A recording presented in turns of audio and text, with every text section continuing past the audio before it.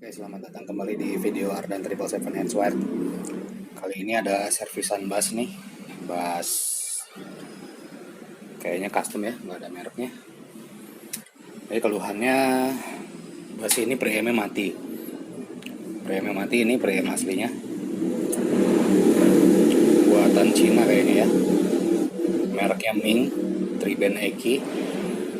Lalu karena ini di resin seperti ini, kita nggak bisa ngebuka dan nggak bisa dibenerin, jadi saya putuskan untuk membuat unit preamp baru.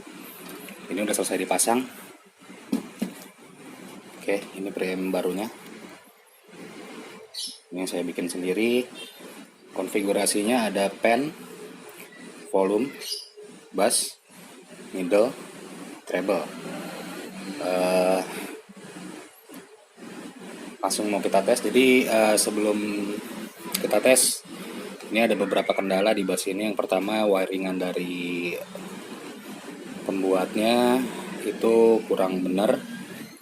Jadi female-nya ini dia pakai yang mono sehingga baterainya terkoneksi terus, akhirnya baterai jadi cepat habis. Yang kedua adalah